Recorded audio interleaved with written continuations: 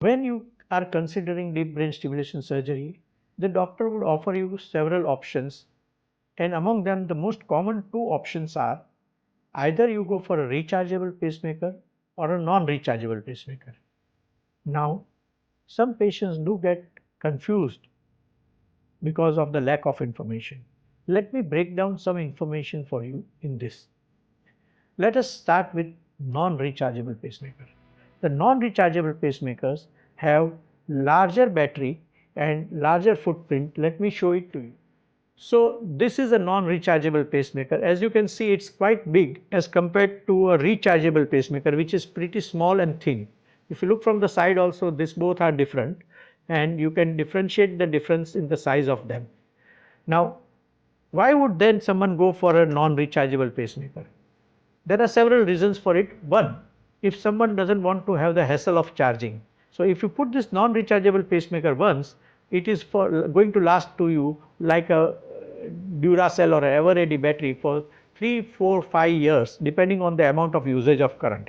But after that, it will require a replacement which involves a small cut or a small incision here over the pacemaker, because the pacemaker is usually implanted here, and then you can cut the skin and just take the pacemaker out and replace it with a new one.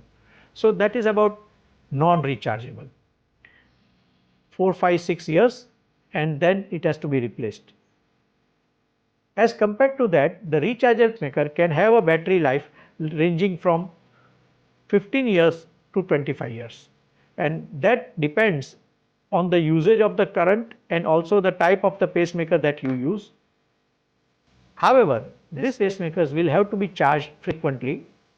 Depending on the usage of current, maybe they may have to be charged every week, every 2 weeks, every 3 weeks, and how much use of the technology you are making. So there are many variables that are dependent, but then because they are rechargeable, no one cares, because you can use as much current as you want for getting better quality of life and recharge it as and when required. The charging is also very simple. You use a pedal of charger like this. You charge it on a pad, like a pad on a pad.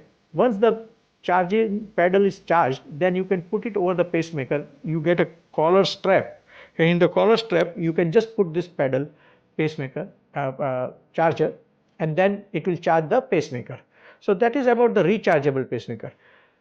Advantage of rechargeable pacemaker, it is small footprint. So in pediatric patients, in elderly patients who are very thin, who are frail, it is better because putting this thick pacemaker might be difficult. Some people are conscious about the look of it, so they may go for a rechargeable pacemaker. Vis-a-vis, some people, as I said, do not want charging and they would go for non-rechargeable. I hope I have clarified the doubts about chargeable versus the non-rechargeable pacemakers.